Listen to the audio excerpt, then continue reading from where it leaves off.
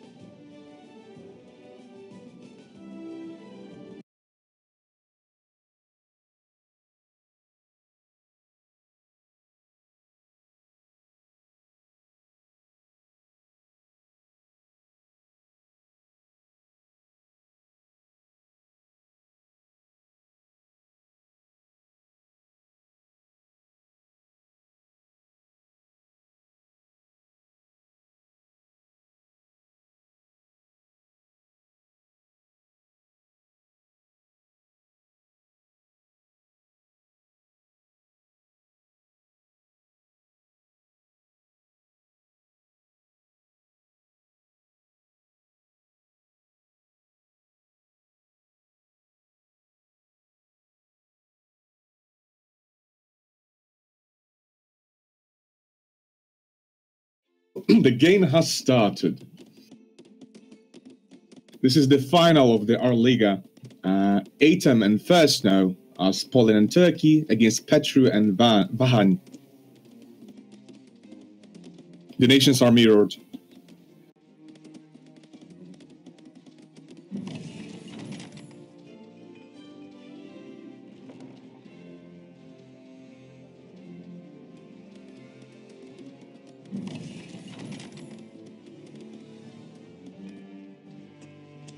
The game mode is 0 peacetime, 1k, no market. So the players will have to do what they can to live with the resources they get.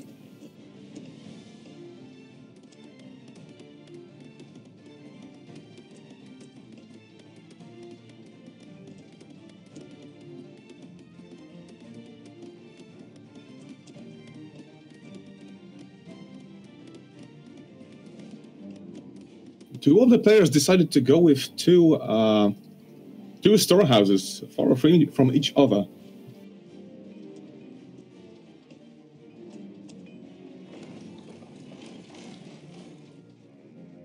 Usually on market games, one of the most important things is to get a DC very fast.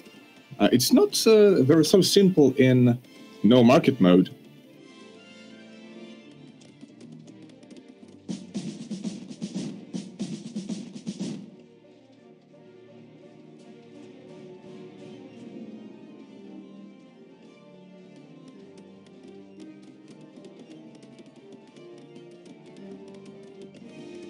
Players are definitely not playing head-to-head. First now is very, very fast.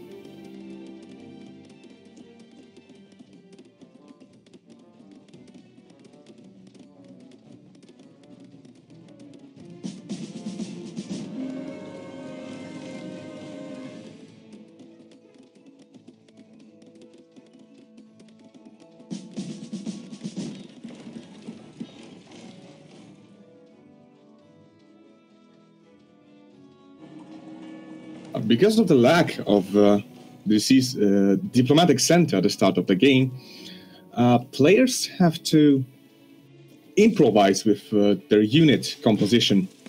Usually what you want to do is produce one type of unit.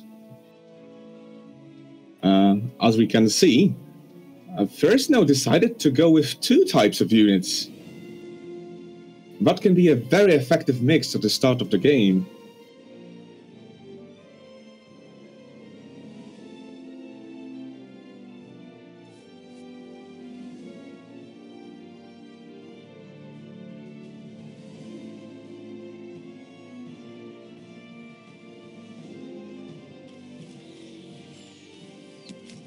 Petru is playing very, very aggressively. Vahan is chugging along very slowly.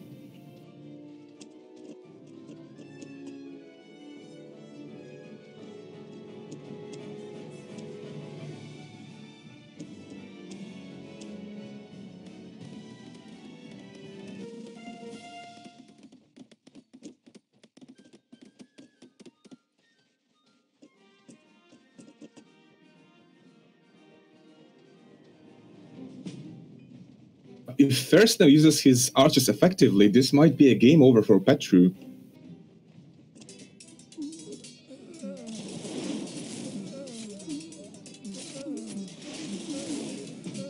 A poor choice of targets by Thursnow.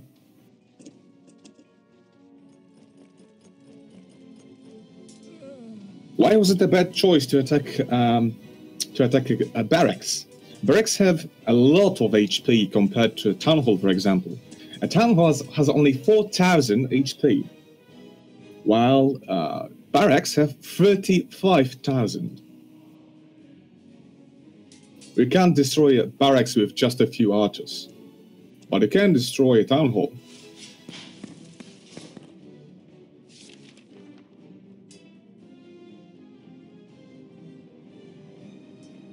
Petru is moving on an offensive to Thursnow, and we finally see action on the bottom of the map, or rather in the bottom right corner.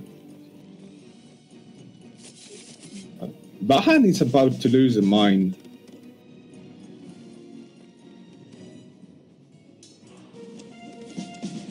The only thing that can save Vahan is upgrades.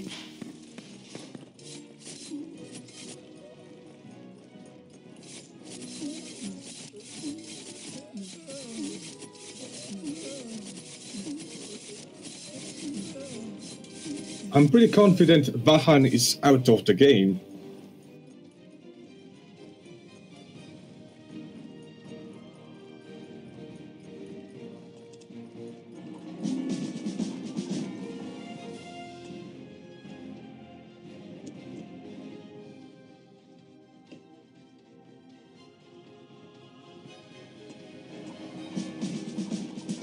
Thursnow decided to go with a second town hall.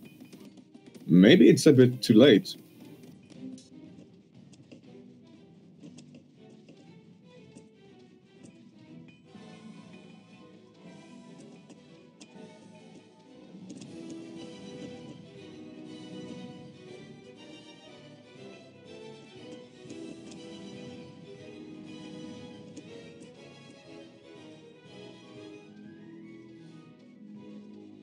Petru has gone on a complete offensive. He's building a stables. He has built stables. Now he's building a diplomatic center. Also, he's making Ottoman pikemen that are going to give a huge edge against Thursnow's infantry.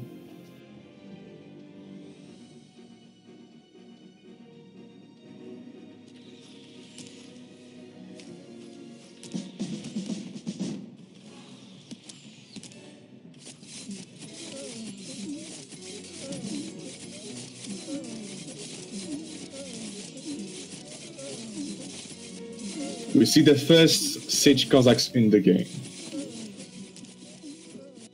Nobody else has managed to build a diplomatic center.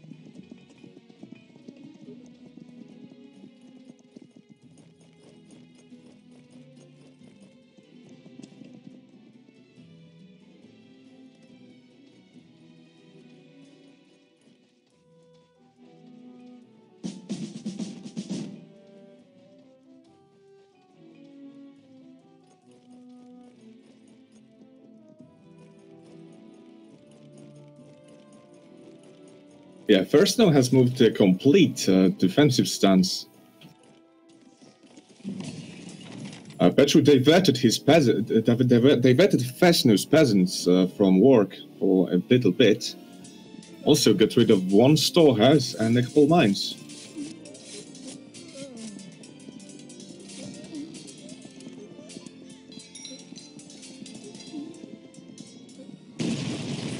Atem isn't doing perfectly well, but now it's a fight of 2 versus 1.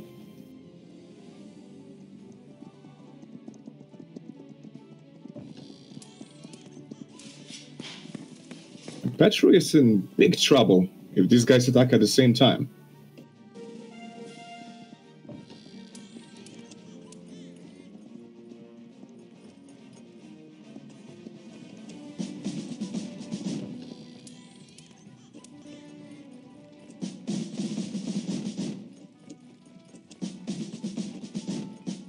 A decent maneuver by Petru to take over First Snow's mines.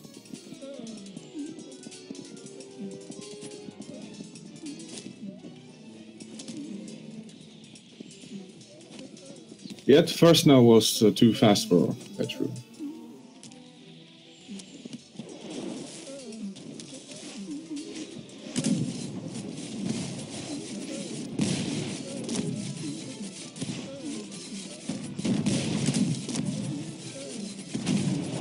If First Snow is about to lose a town hall, a huge blow.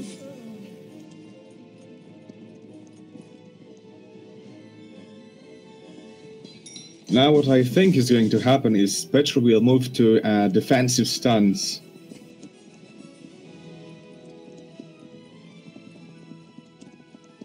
First Snow and Atem are moving on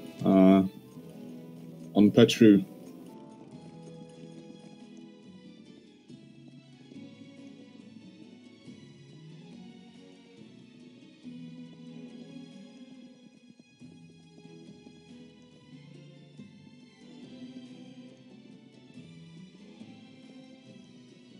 Minerals are set to pour, so every mine counts, especially with no market. Losing a mine on 1k no market mode is a huge blow.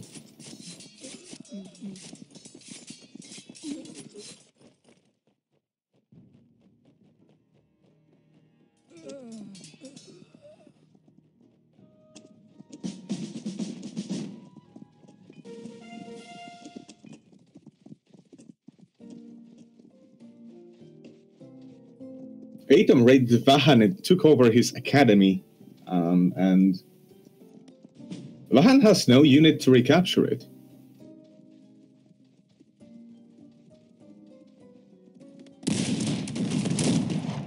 First Snow is using Grenadiers. That's gonna be a big blow to his coal and iron and gold reserves. But they have a great advantage over infantrymen.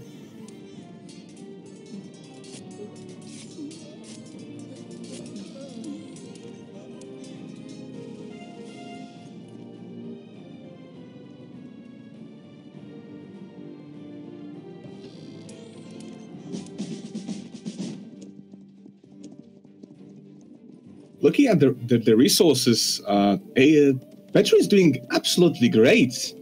His economy is thriving.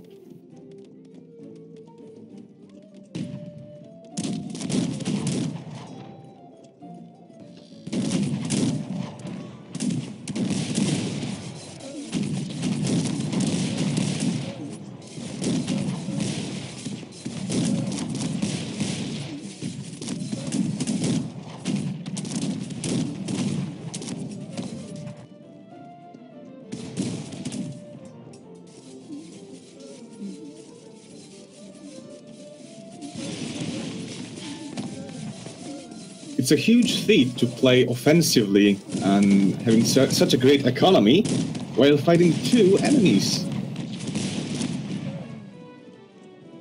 What usually happens when there is a 2 versus 1 The player that's lonely is going to play very defensively.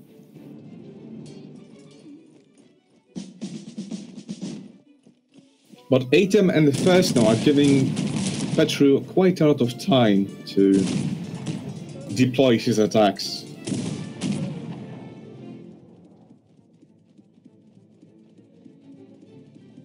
So far, Petru wasn't able to do any big damage to First Now with his Siege Cossacks raids.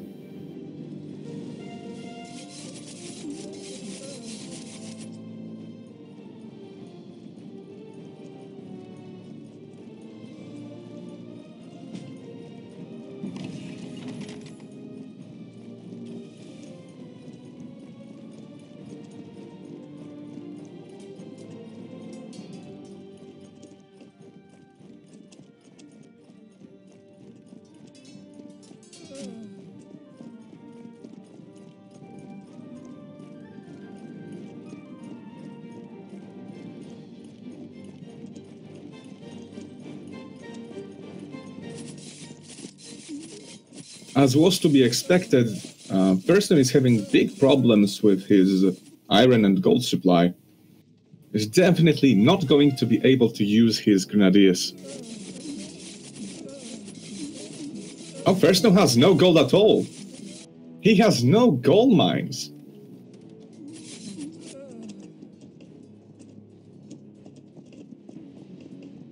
He has rebellions on his head now. His people are going against him.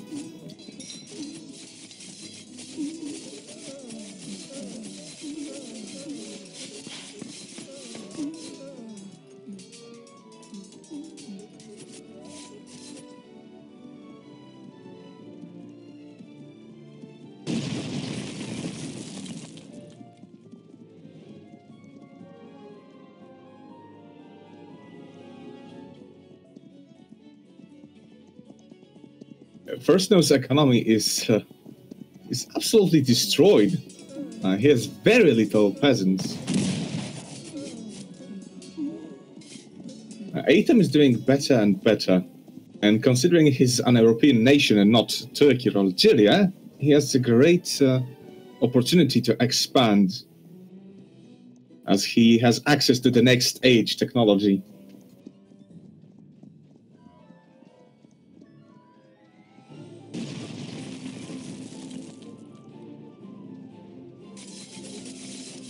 A great maneuver by Petru, not foreseen by First Now.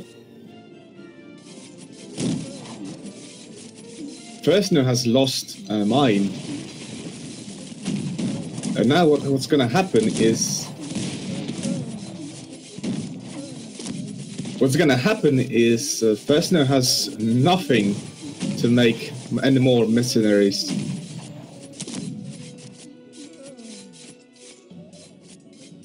No help from Atem either.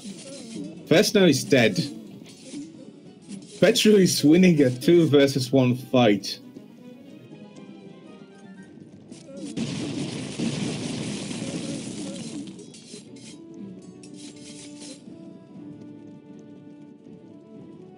Atem has managed to capture some Turkish villages. Now he's building barracks and a blacksmith.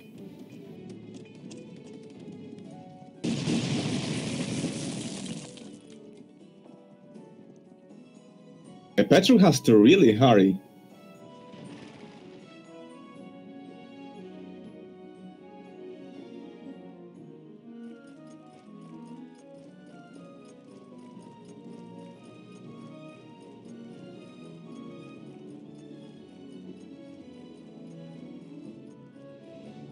Vahan, on the other side, has managed to build an insignificant army.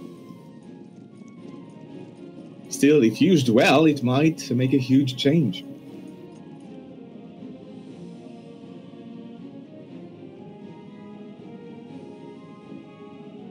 Remember, we are playing on a capture mode.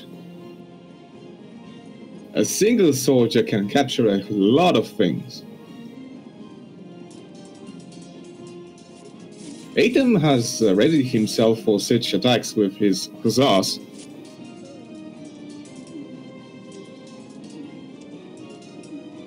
but he wasn't ready for advanced cavalry, such as light Sipahi.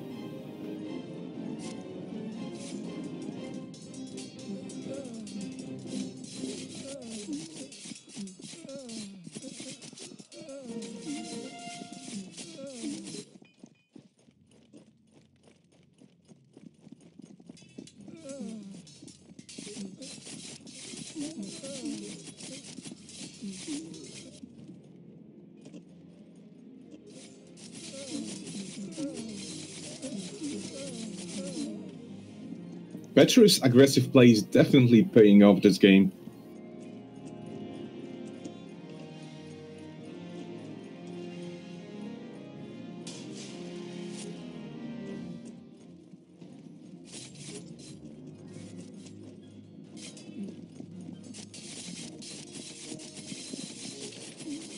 Losing mines would definitely doom Atem here.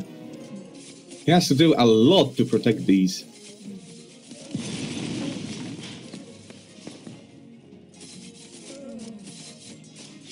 As I said before, Vahan has made an insignificant army, but even insignificant armies can make a huge impact on the game. Vahan has made a silent maneuver to destroy one of Atem's mines.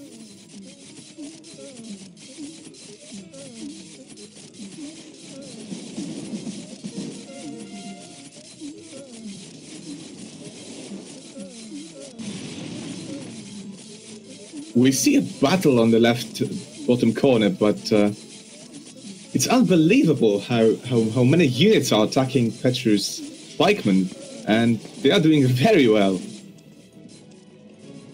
Well, they were doing very well since they lived.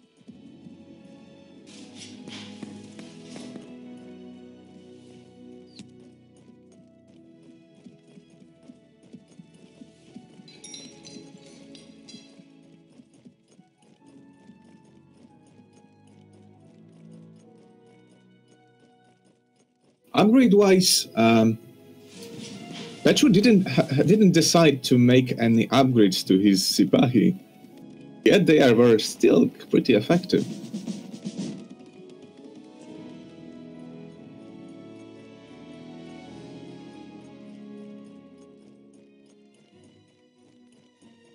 Petru has access to a lot of Tatars now, and they are going to be a huge trouble to Atem.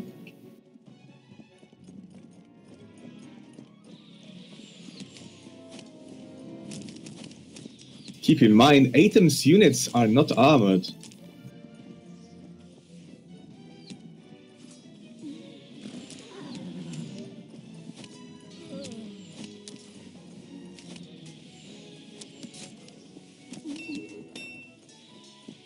The huge advantage of Tatars in this situation is that Atem has no guns at all. And the Tatars can just keep running away.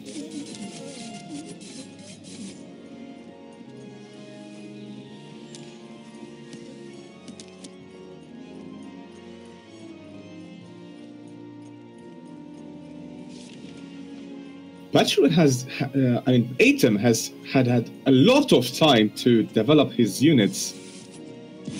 He had a lot of time to make his economy strong, but he didn't use it well.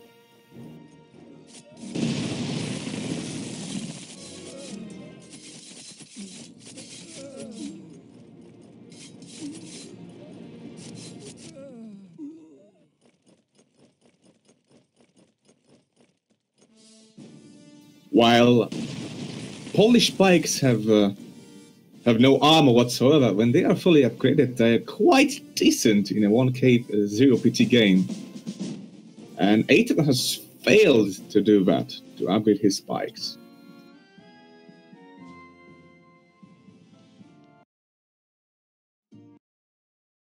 Petro wins the game unscathed. His base unraided, with great economy and good unit production.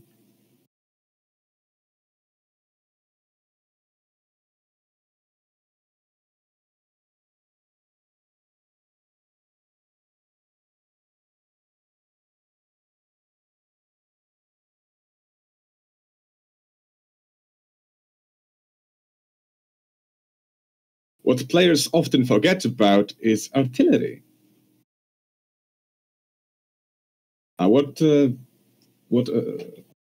Peyton says that Atom could have made multi-barrels. That's very true.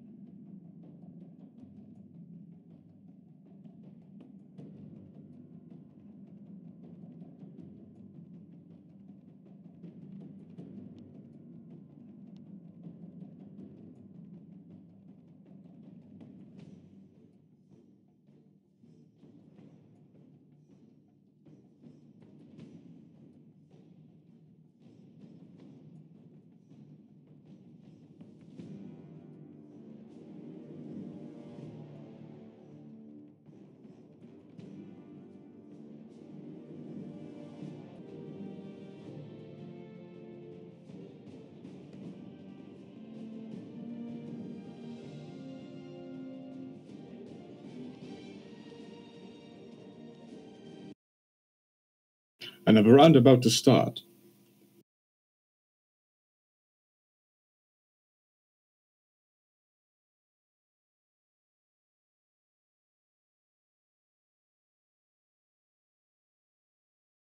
If Petru and Vahan win now, they will win the final. If they lose and Persno and Atom win, we're going to have a third round, a final deciding one.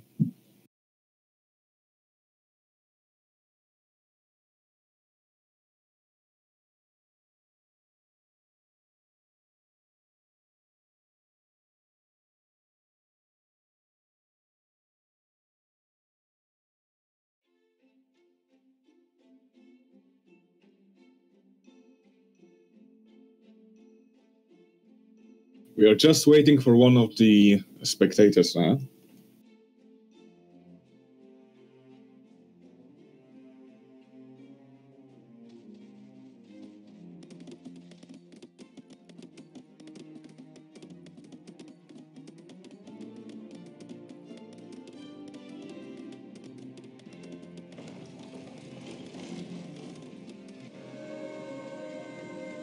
Petru is the first to build his town hall.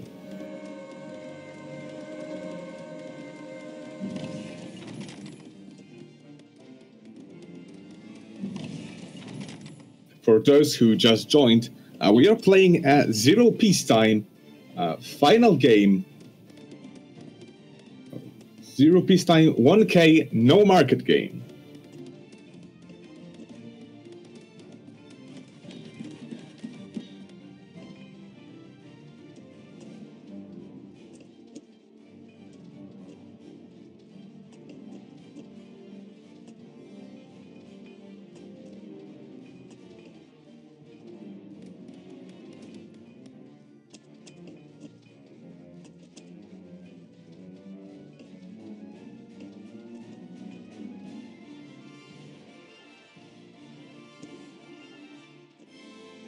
While every other player decided to go with Blacksmith and Barracks, Petru is building a second town hall.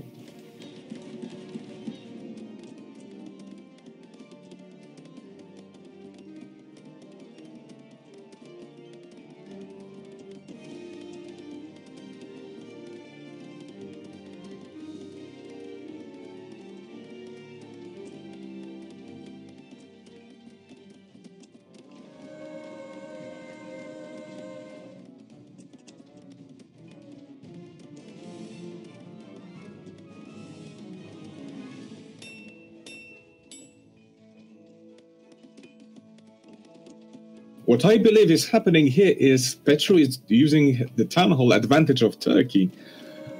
Turkey's town halls are much cheaper than the regular ones.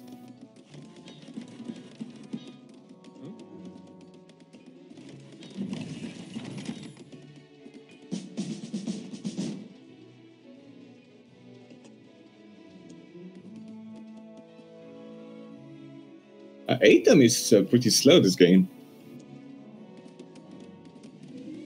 While he has built his barracks earlier than Petru, his army is smaller than Petru's.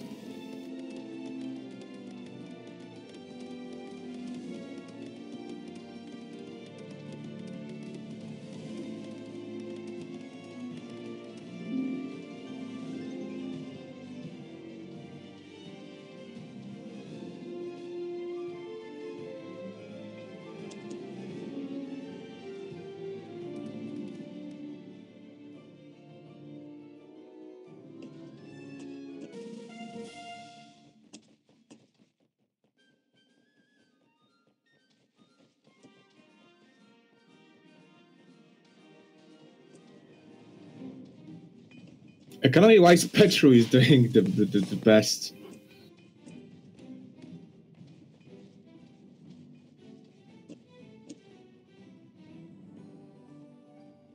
Players have found each other now.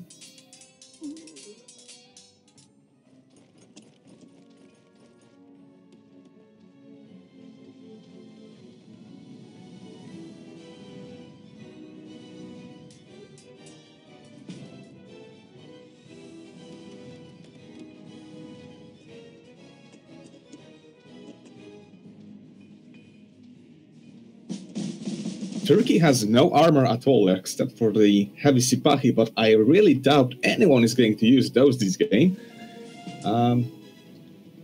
Poland has also pretty much no armored units in the first age.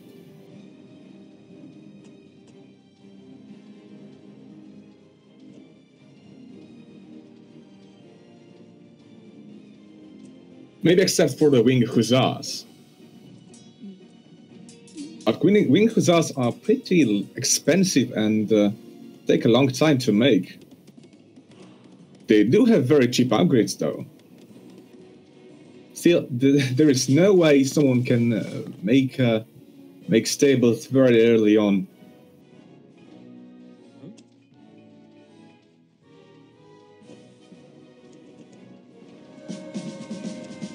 Vahan is in big trouble, being attacked from two sides. Vahan has no way of defending himself right now. He is going to lose a few buildings here. If he loses that blacksmith, it's gonna be a game over.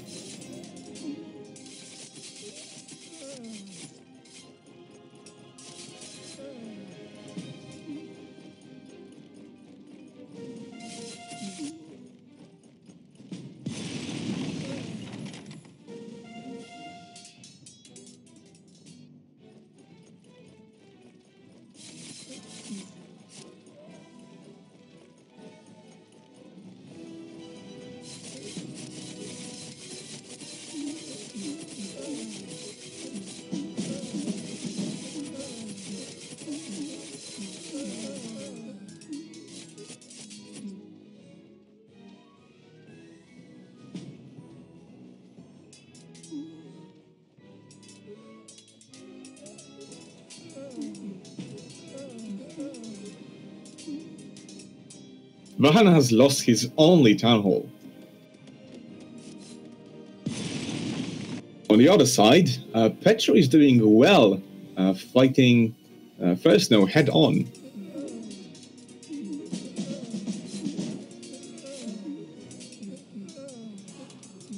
Atem underestimates the importance of defense upgrades.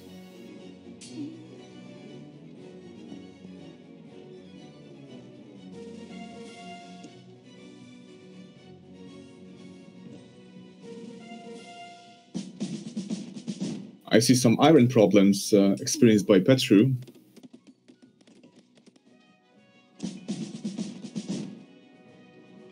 And Petru has built a stable.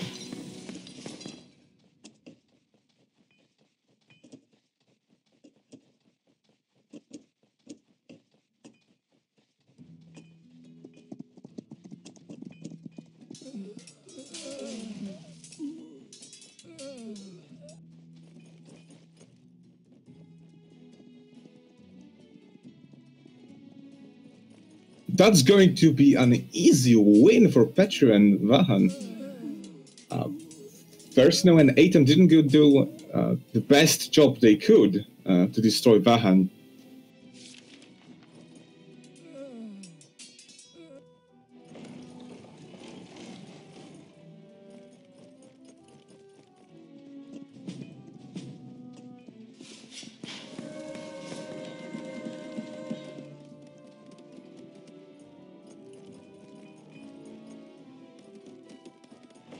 There is absolutely no way Atem and First can win this.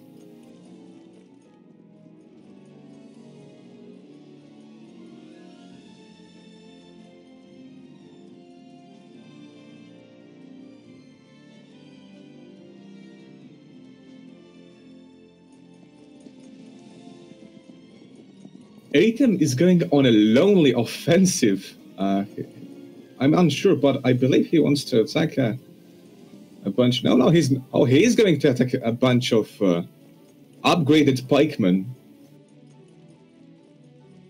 Turkish pikemen are really surprisingly great. Their only fault is the lack of armor.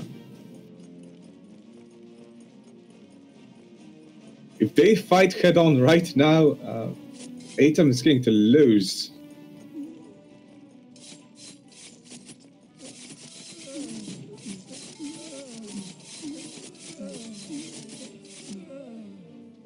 As expected, Petru's spikes made short work of Atem's army.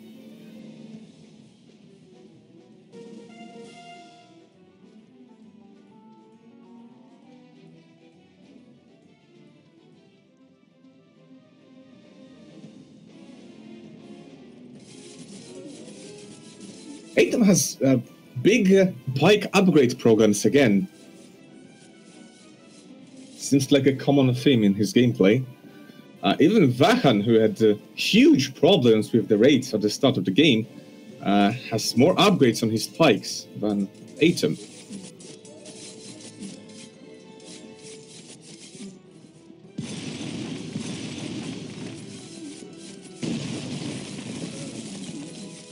First now he's making a little comeback in the bottom right corner. But of course there's nothing they could possibly do.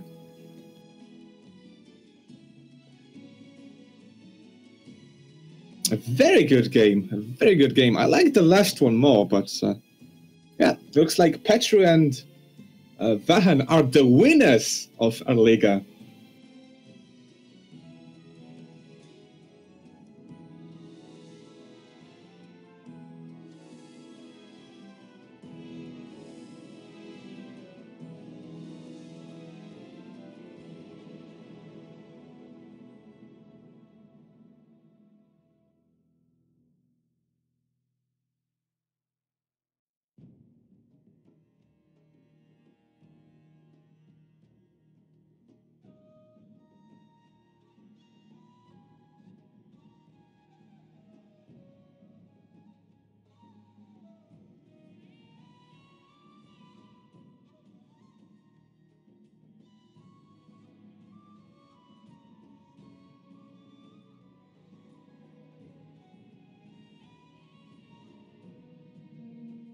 looking at the upgrades now, and Petru has done his food upgrades pretty late in the game.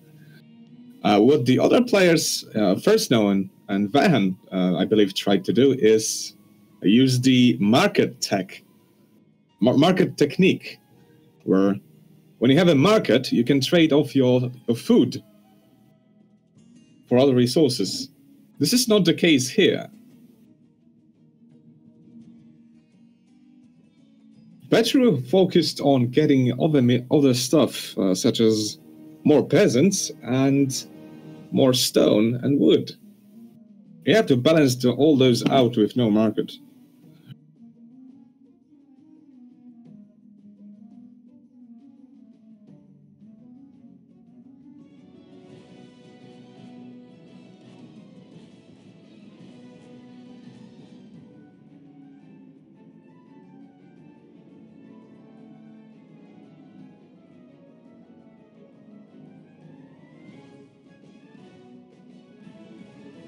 Right. The RLIGA tournament is over.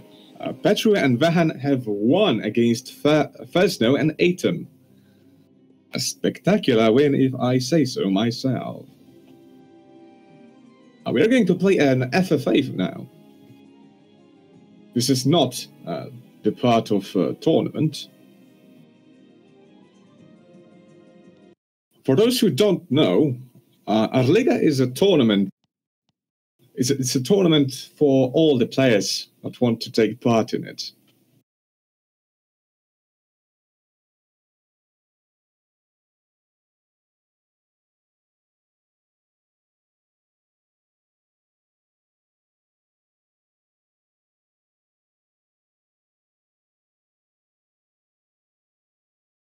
What RLIGA is about is that there is a mode decided upon a few players, and then there are knockouts to go to the first stages of the actual tournament.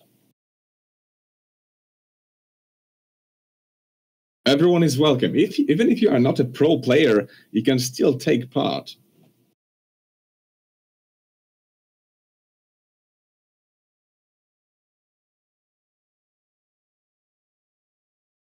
Who knows? You might win.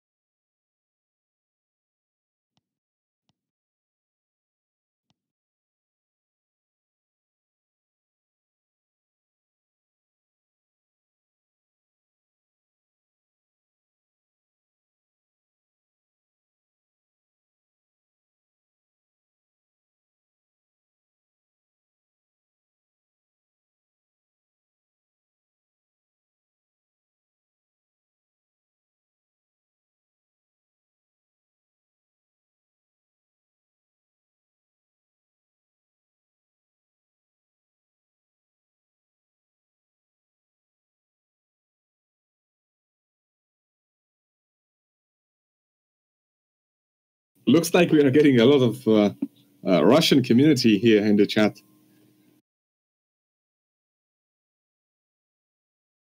Not that many players watching the channel from Russia.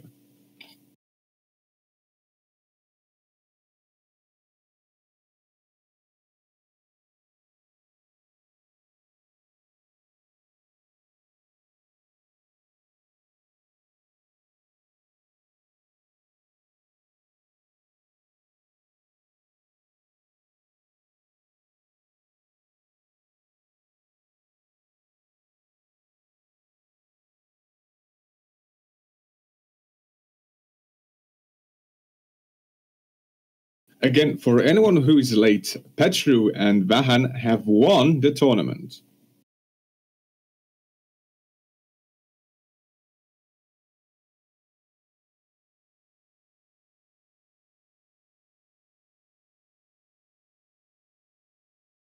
Still, if you are late and want to watch the tournament, you can just scroll the stream back to where the tournament was.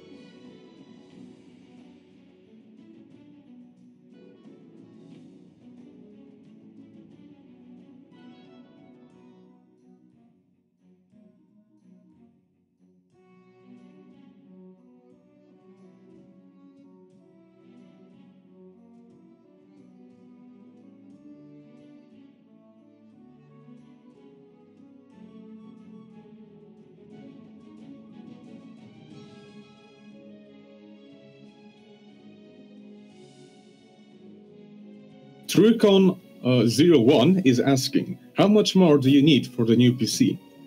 Well, as so happens, I have information on that topic.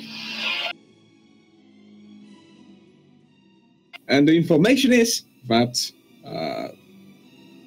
you guys have successfully helped fund the new PC for better quality streams. The PC should be done by the next weekend. Be ready for more diversified content. Higher quality streams, higher quality videos.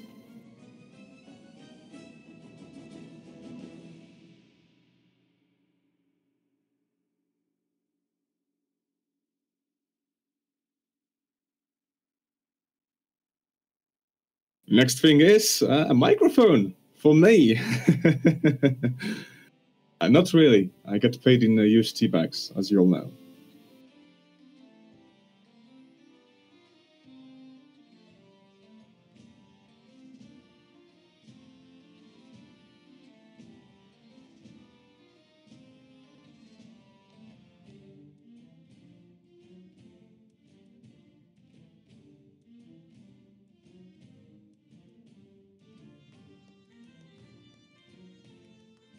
I have to take a tiny little break. Give me 2 more minutes. I'll be back.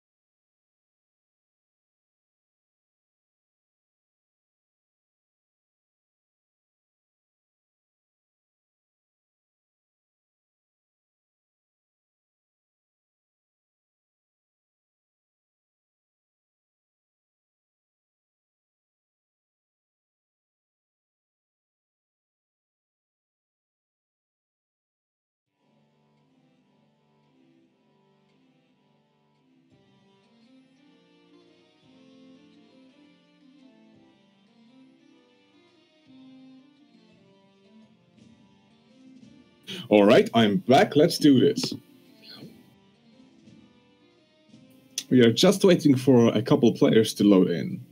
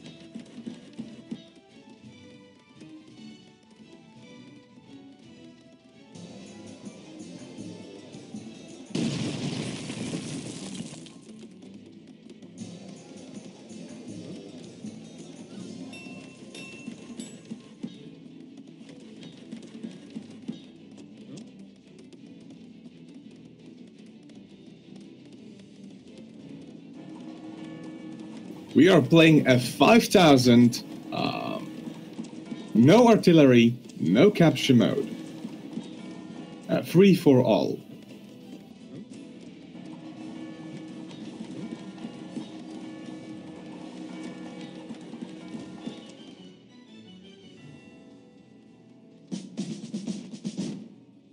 And we see the first offensive made by me. I'm stealing all of Kolofit's resources.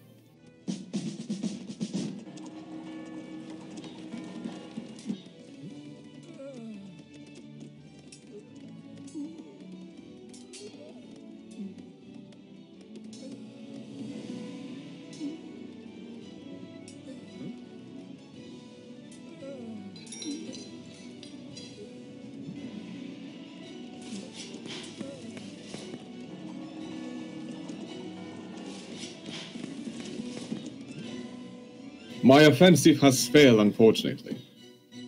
It was a good try. I nearly killed off Kala, but it's just better than me.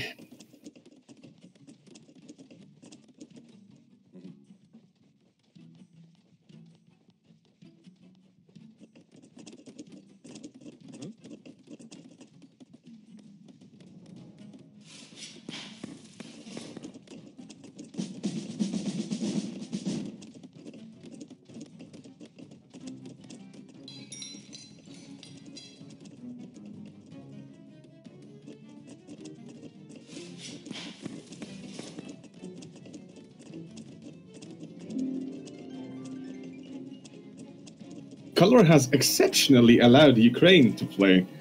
There is 2 Ukraine players all on opposing sides, and to 1 and Bedouin. They are doing exceptionally slow for Ukraine.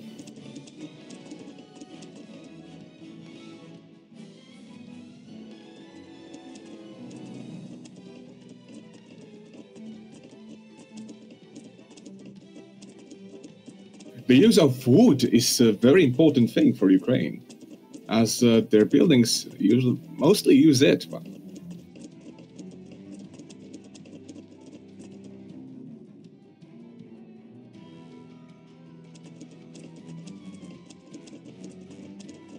Looks like every single player is going for shooting units.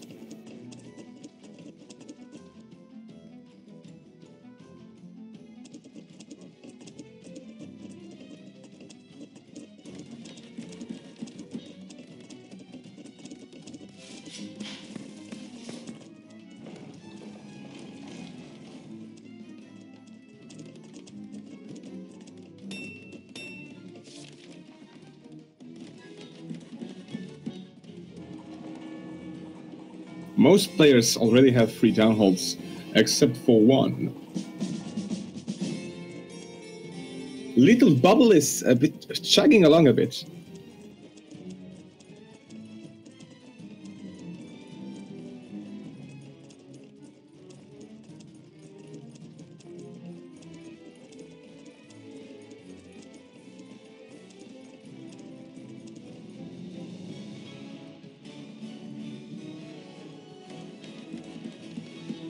We see a classic tactic by Color. He's going to play with round shears. Round shears and musketeers.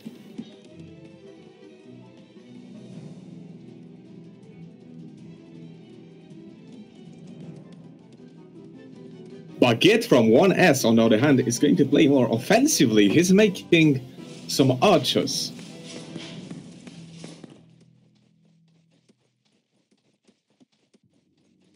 It is not known as to what Baguette is going to choose as his opponent.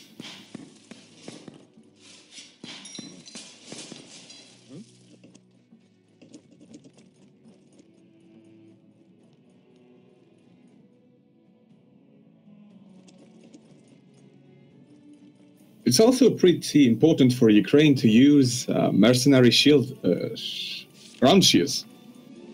Because Ukraine has no armor units at all.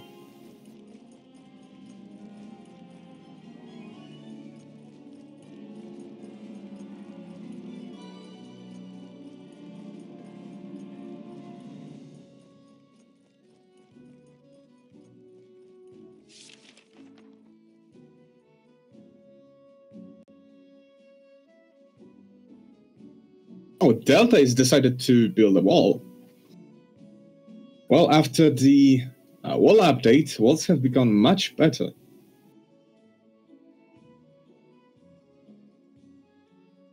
Still, it won't provide him with much help.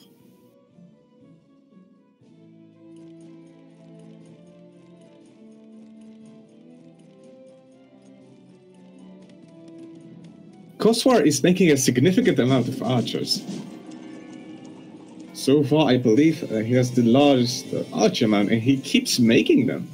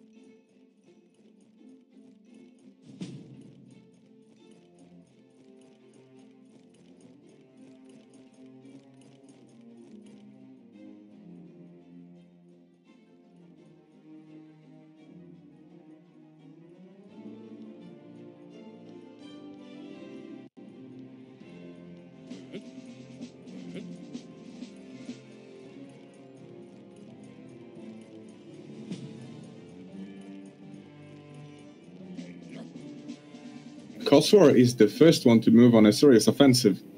He's moving against Antoine. Antoine is in huge trouble. His units are unorganized.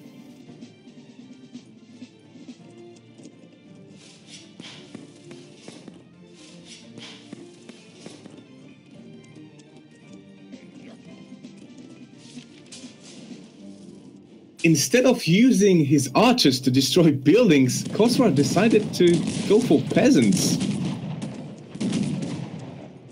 That was not smart at all. He could have played it very well, but he failed to do so.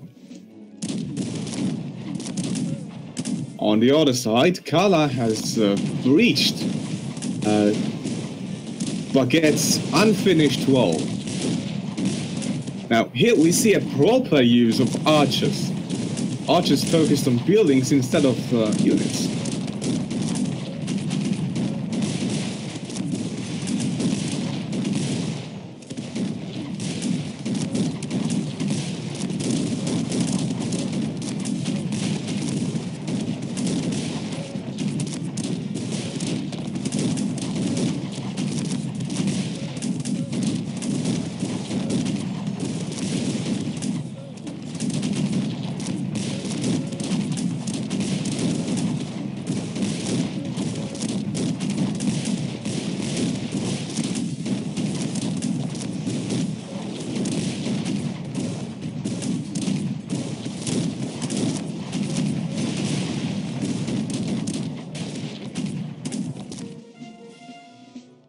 Baguette is it's the second player to go to go and die. He died by Colofit's hand.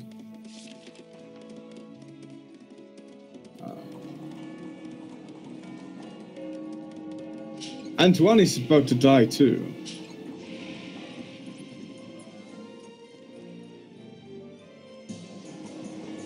Now, the biggest trouble is Little Bubbles. He's placed between 3 players.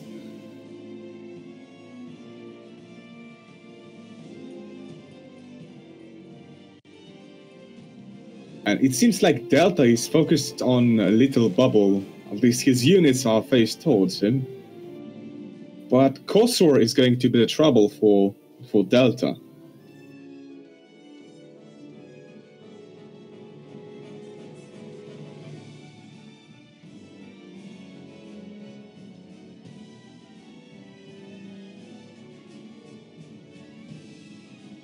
Color has been left to his own devices now. He's going to grow in strength with time.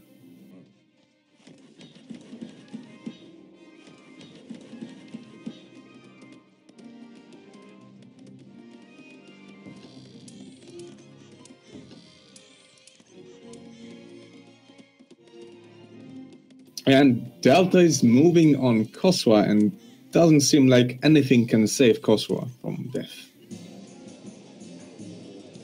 Now, I am very sorry, but what you are seeing is Color's stream. I do not have the capabilities to stream.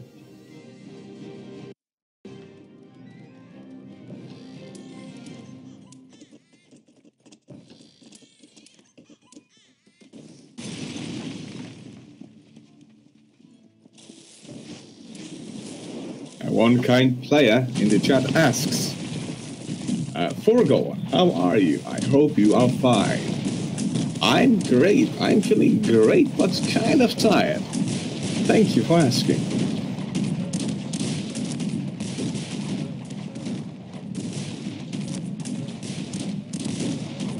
Delta is decimating Koswa's units. Koswa is done for. I have no doubts that Koswa cannot get up from this.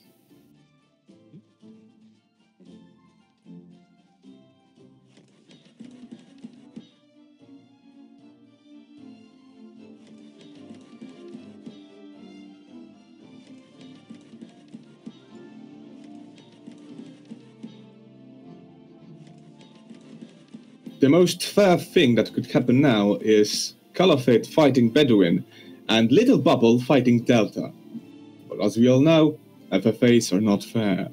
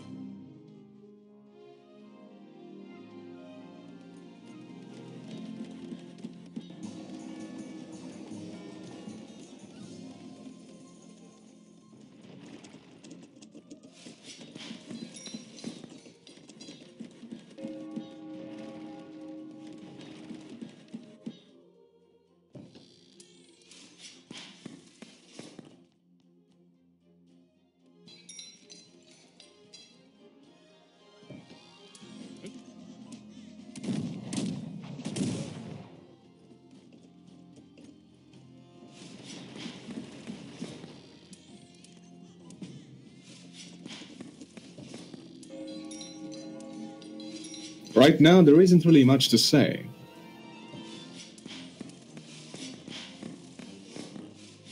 Bedouin and Caliphate are setting up their units. They are definitely going to fight.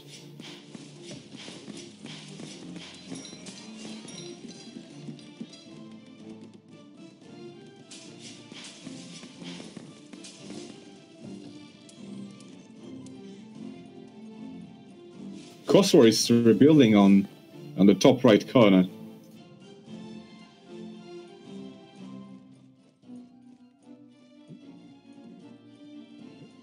because I really doubt that he has any chance to make a return in this game.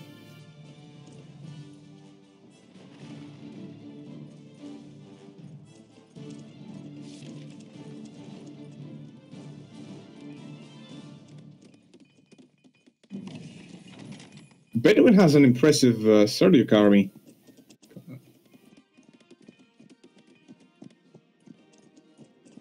Kala is going to have a big problem killing those.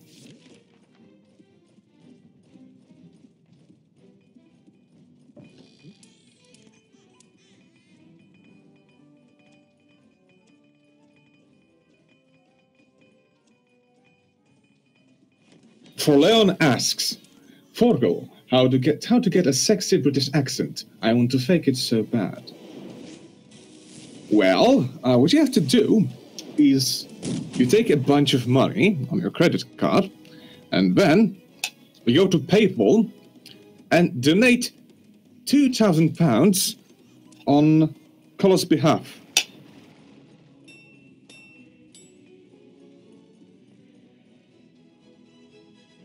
T-Fund donations get you British accent. It's true.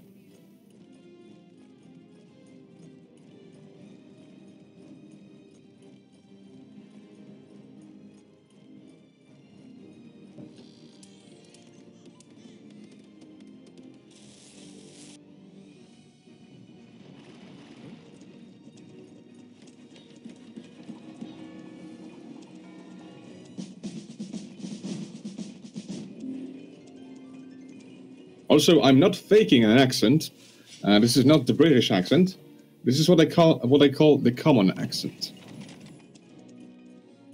An accent most understood by everyone on the world.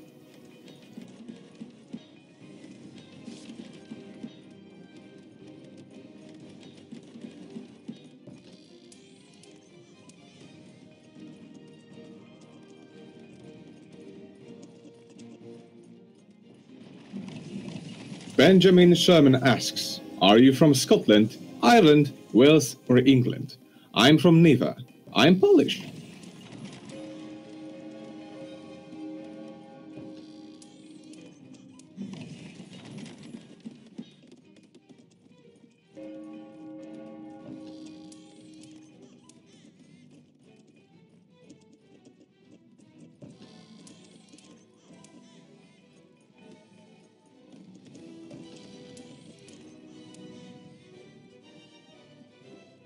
Since we are not seeing any action at all, except for Cossacks getting decimated by Delta, how are you guys? How are you, chat? How was your day? How's family?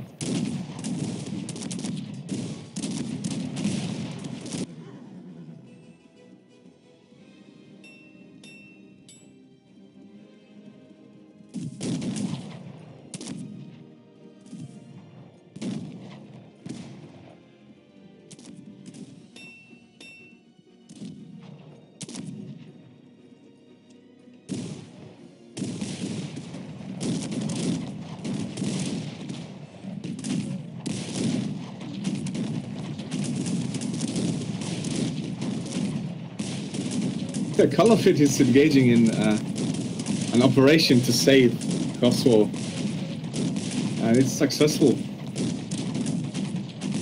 Color the Liberator.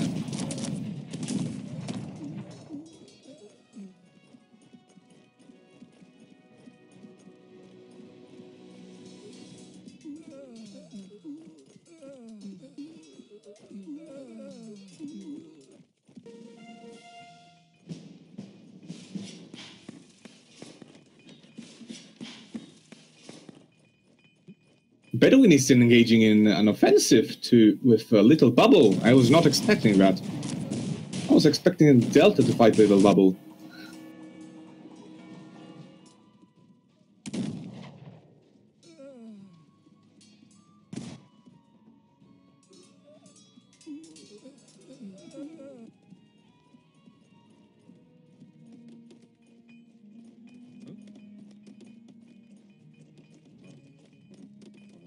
Bedouin hasn't taken any siege units with him.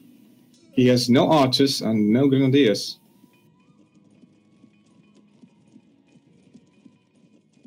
Little Bubble has barely any units left.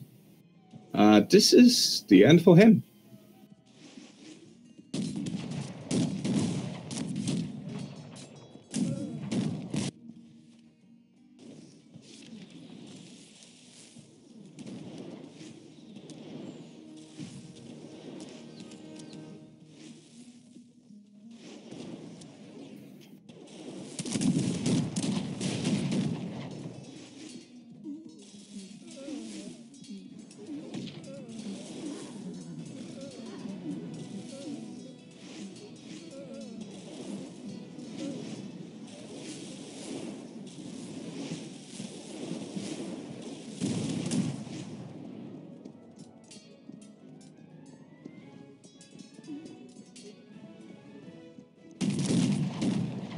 Little Bubble is trying to save his peasants.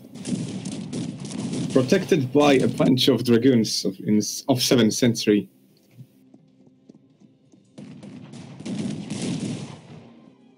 Bedouin is backing off. Looks like he's either leaving Little Bubble for good, or he's going to return later.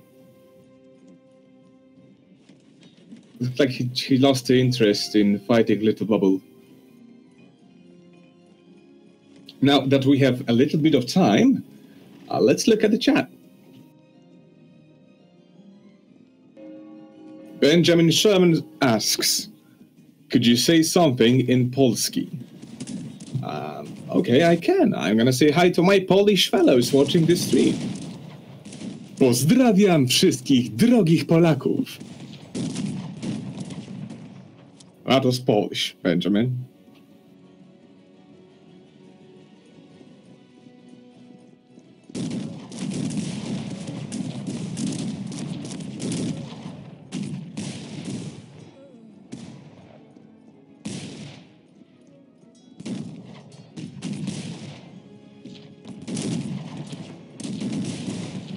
Delta is determined to kill off Kosovo, but Kala keeps meddling. Delta has developed a huge hate for Kosovo. What has Kosovo done to anger Delta so much? Kala decided to let Kosovo die.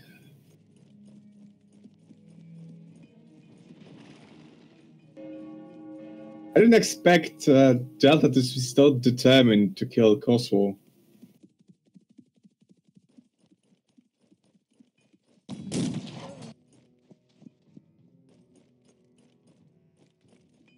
And Kosovo is out of the game.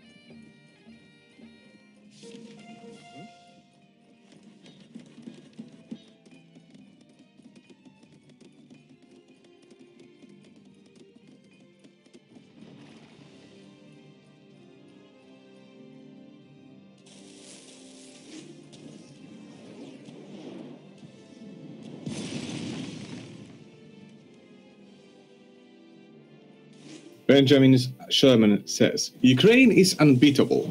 It is very much beatable. It's just more difficult to beat with no artillery on.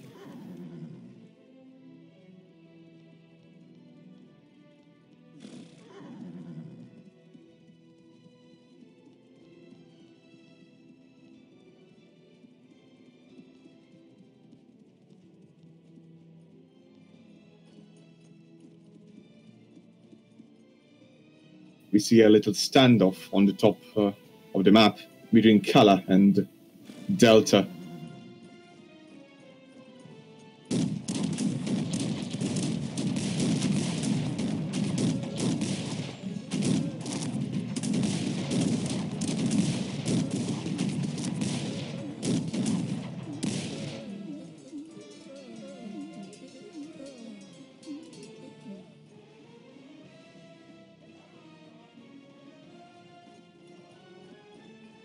As you can see, the screen is a little bit choppy, right? This is not going to be the case in the next week.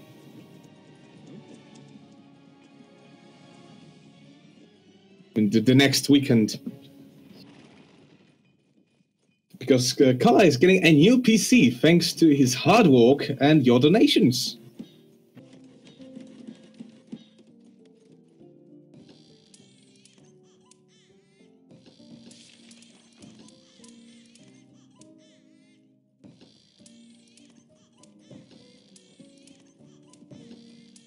Sir Dodge says, Polak, Węgier, dwa bratanki, i do szabli, i do szklanki.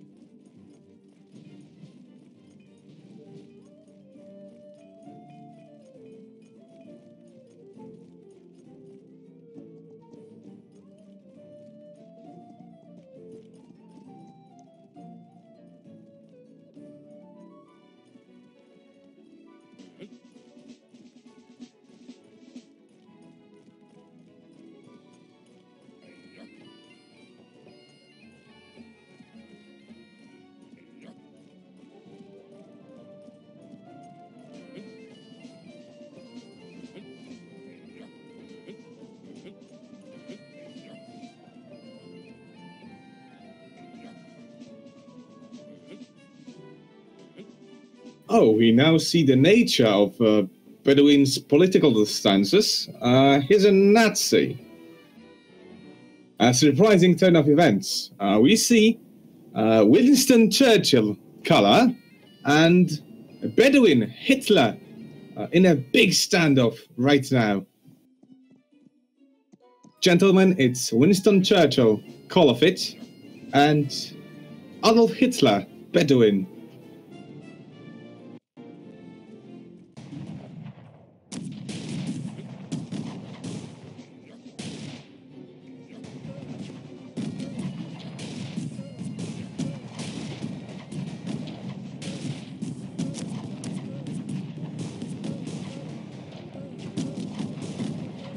Kala has successfully managed to disrupt Bedouin's unit a little bit.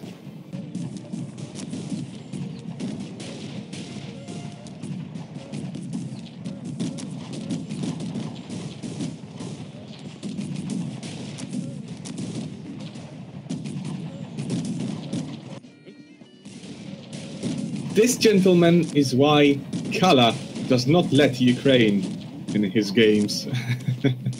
Especially with no artillery on.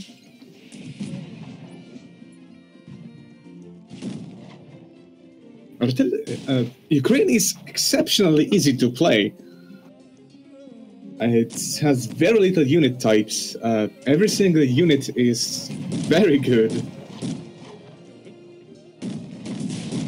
You just put up a bunch of units in one spot and you're done.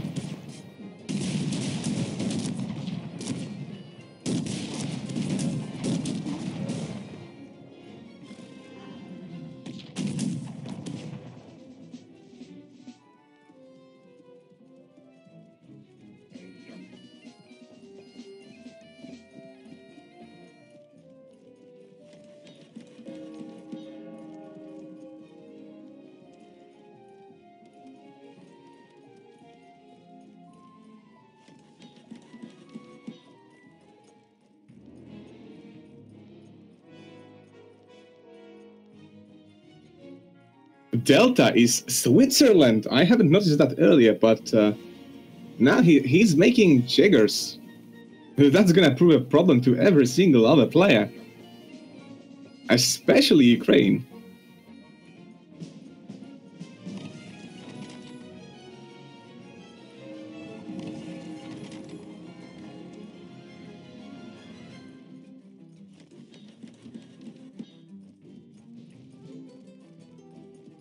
Now, if Kala can strike really, really fast, he could destroy Bedouin's army. Bedouin realizes that. That's why he's organizing his units very fast.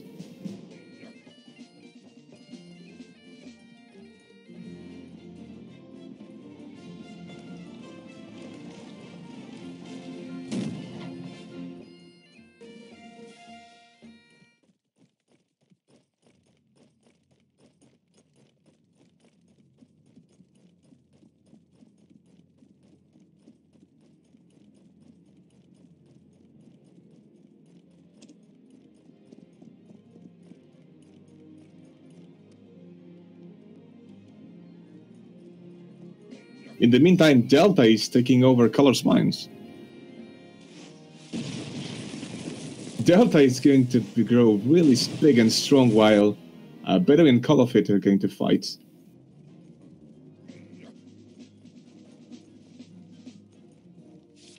Caliphate is destroying the Nazi sign on the middle of the map.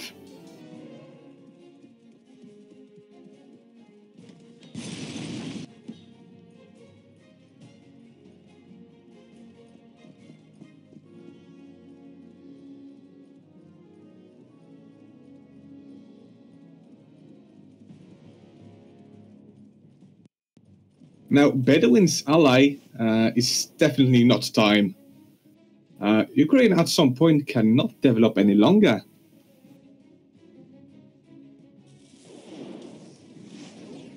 While Kala's economy is thriving,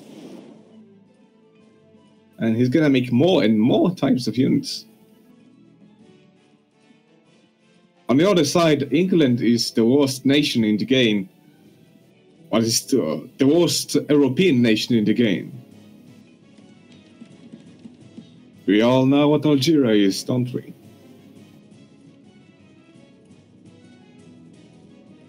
Now that we have a little bit of time, let's discuss Algeria.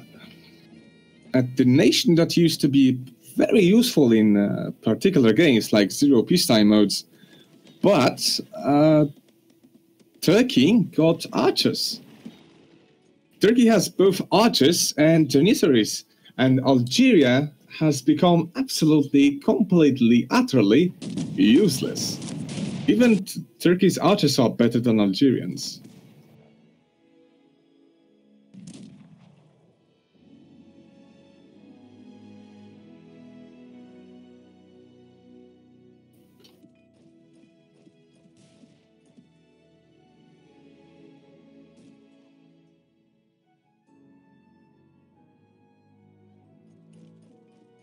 It looks like Bedouin is actually Polish. We see a Polish Nazi. Holy crap.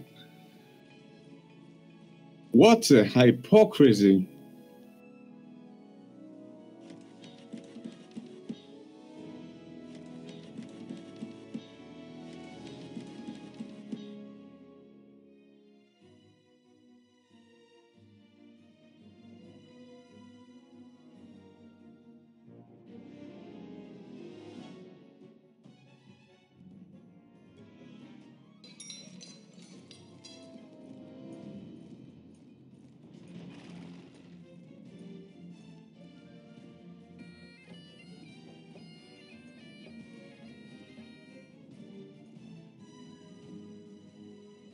Delta and Bedouin are going to Delta and Caliphate are going to fight Bedouin for being a Nazi.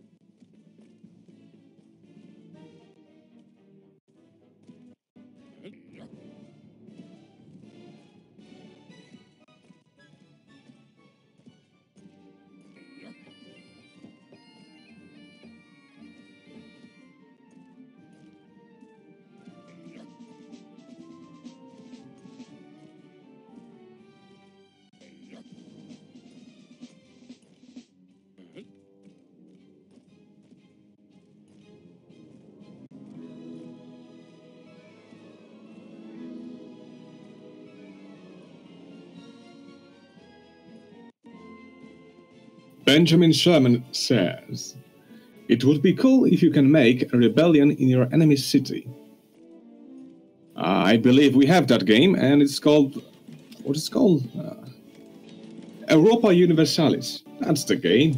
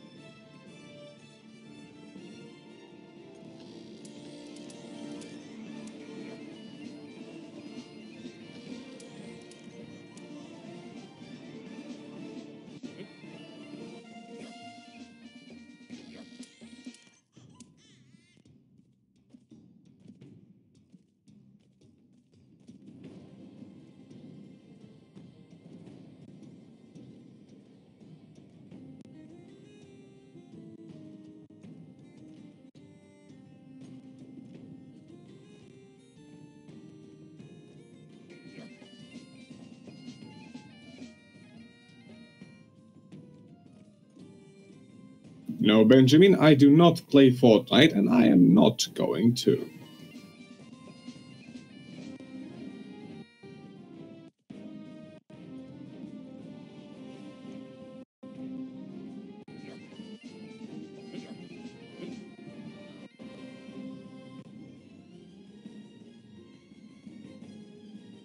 Great maneuvering on Colossus' side.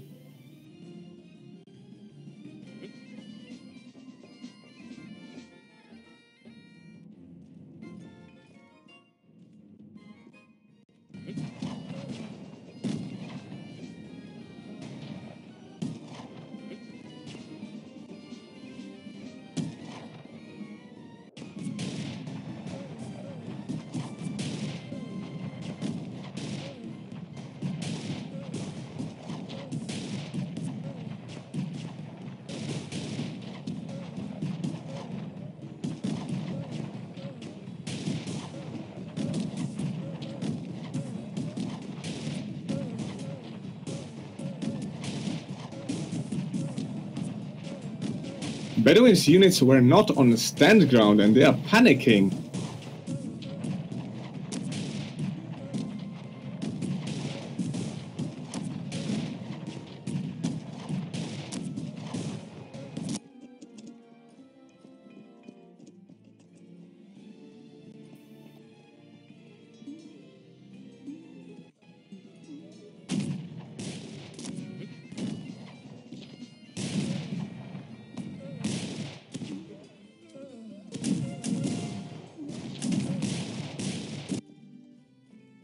Delta said that he would help Kala defeat Bedouin, but Kala needed no help at all.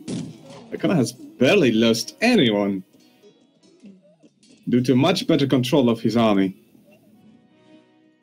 Bedouin says that his units were not shooting, but as you can clearly see on the stream, they were.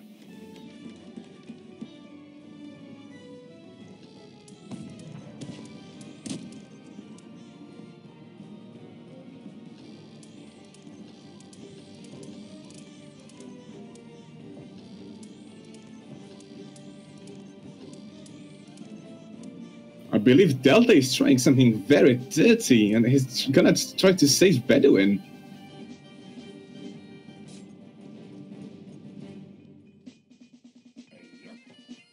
Well, it's an FFA. Everything is fair. And by saying everything is fair, I'm saying nothing is fair if an FFA.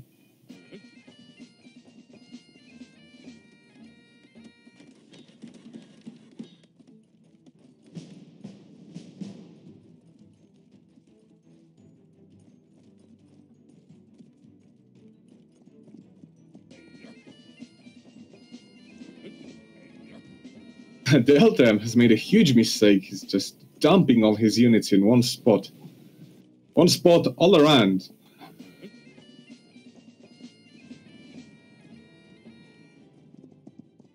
He His units could now just get picked off by Kala's hussars.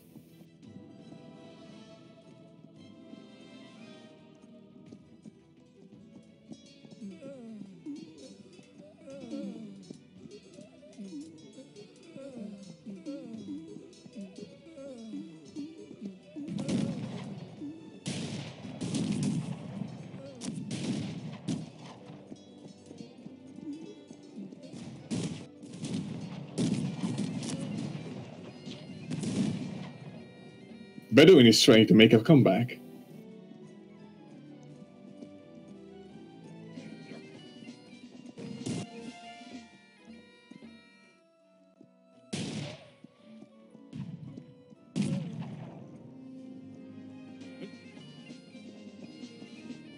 Bedouin and Delta are definitely working together now.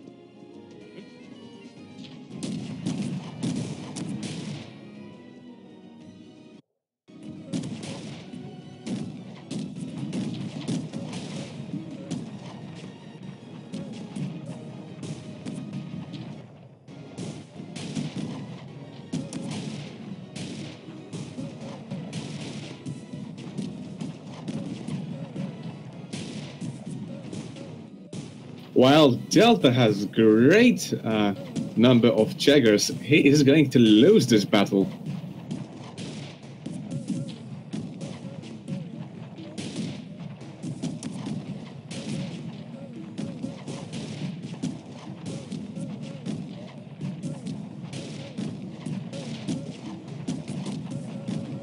Still, this damaged the Caliphate's fodder quite a lot. And Bedouin could... no, he could not finish him off. Not just yet. Kala still has too many shooters for Bedouin.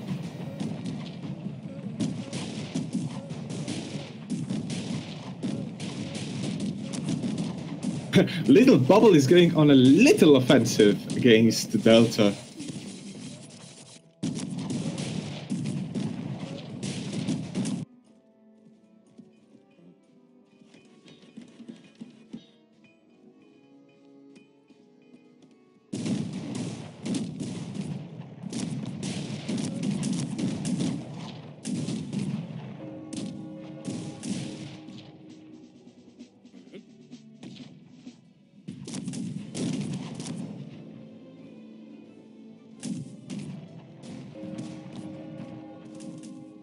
Now, what Kala has to do is finish one of the players, either Bedouin or Delta.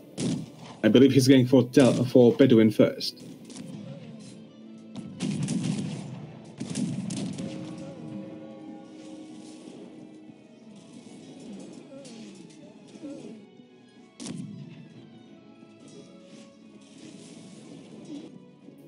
He should do it while Little Bubble gives him a little bit of time.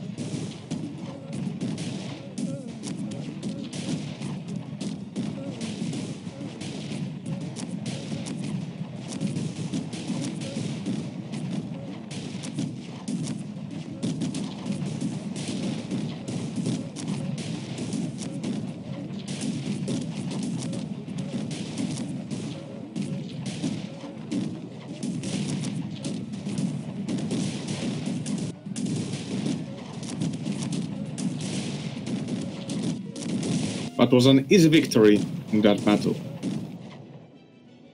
Delta is taking revenge on Little Bubble.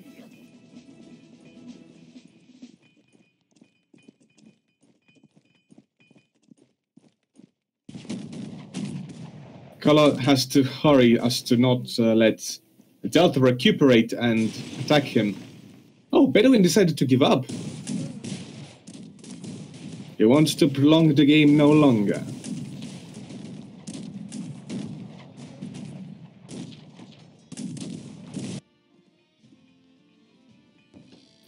Benjamin Sherman says, I would laugh if Color gets disconnected. That actually might happen because of how buggy the game is lately. Random disconnections, the synchronization, the famous, the most annoying defeat bug.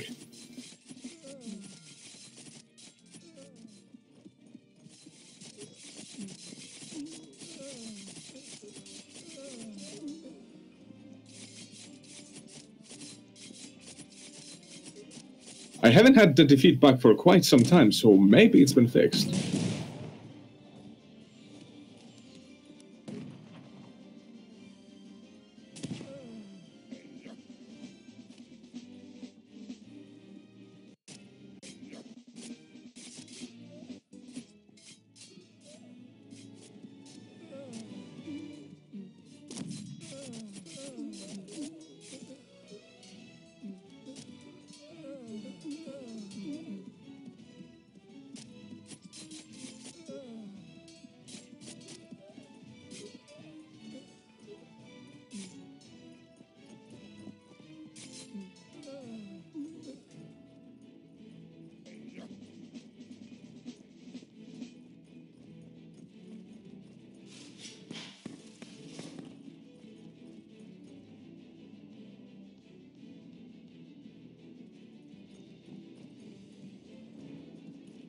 This is the end of Delta. I have no doubt he cannot win.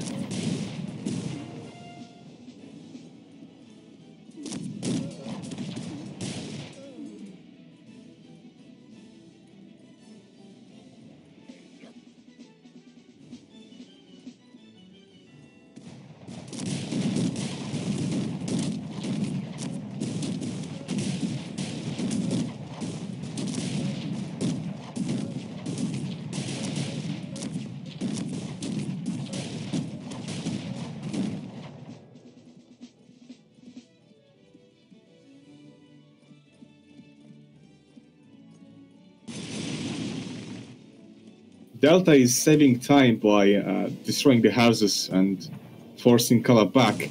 But that's actually a good thing for Color, because Color is waiting for his reinforcements anyway.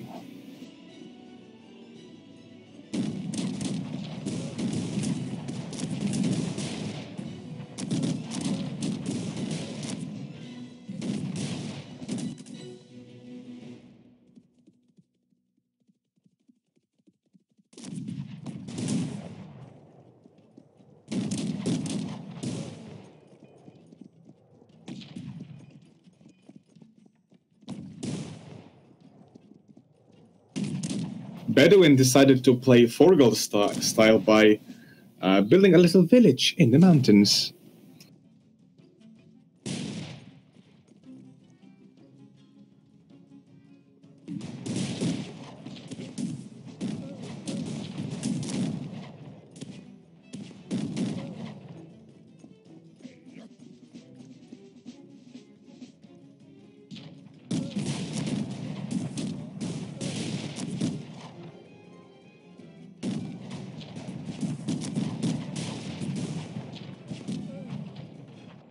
If that mine blows, Kala is going to lose a lot of units. And so he did.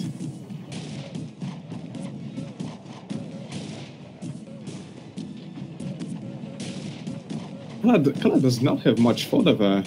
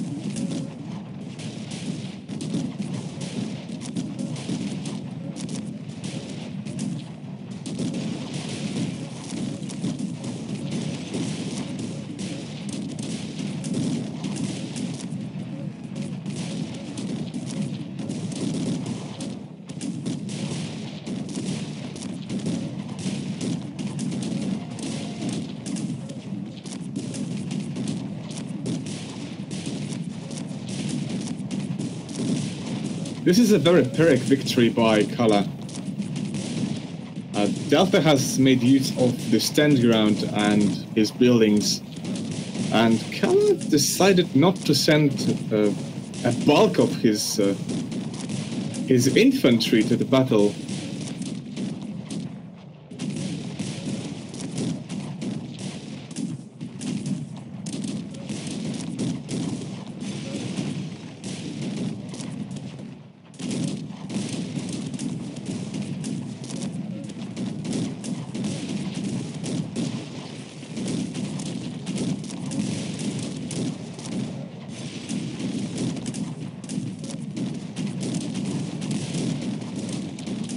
Delta is losing his most important buildings.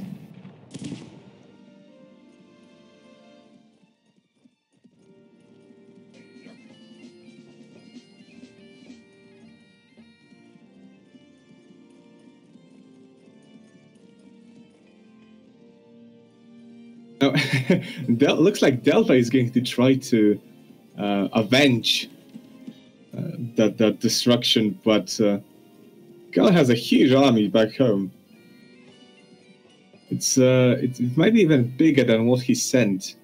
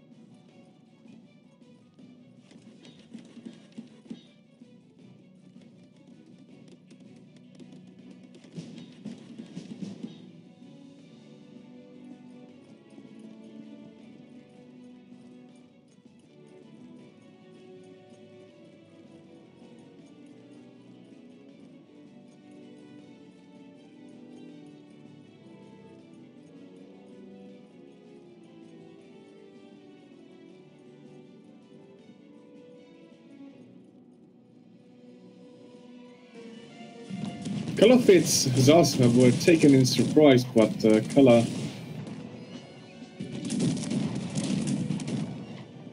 Kala has noticed it just in time to back off. He's going to lose his archers though.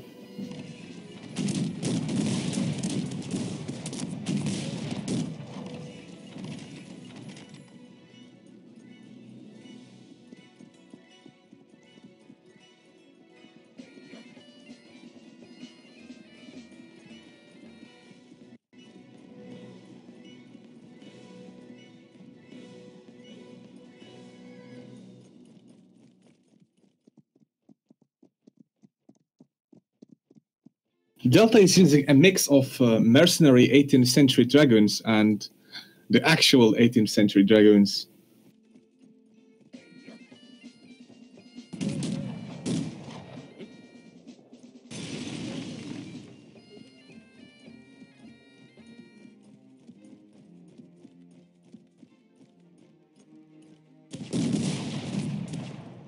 And it would seem like Delta is going to repeat his tactic of using houses. There aren't that many houses to use anymore though.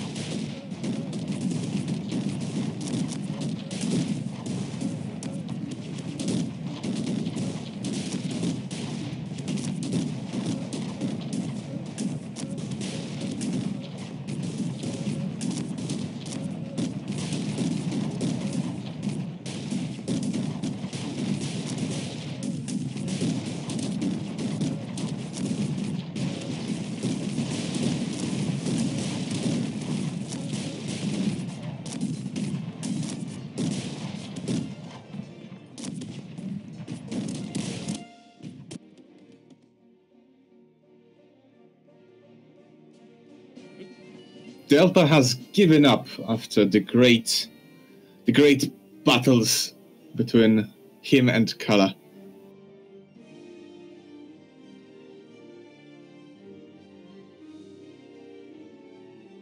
I don't believe Little Bubble and Bedouin have any chance against Kala.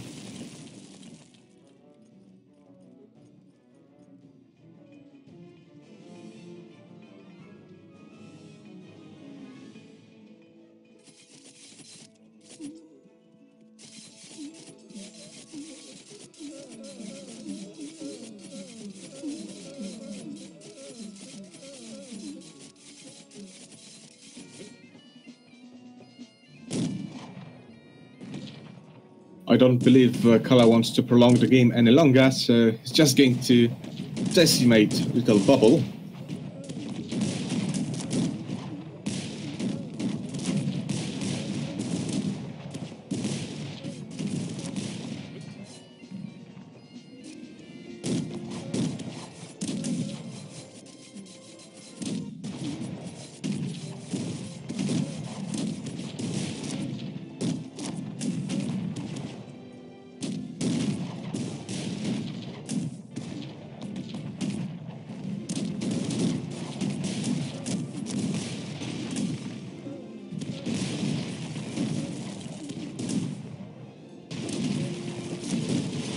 Alright guys, thank you very much for watching and for listening especially.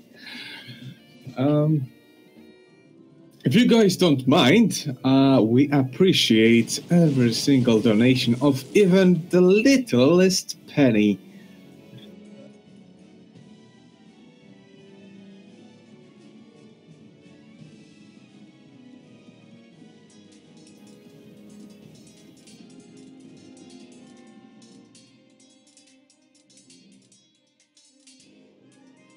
Again, thank you very much. Take care, everyone. I'll see you on the weekend.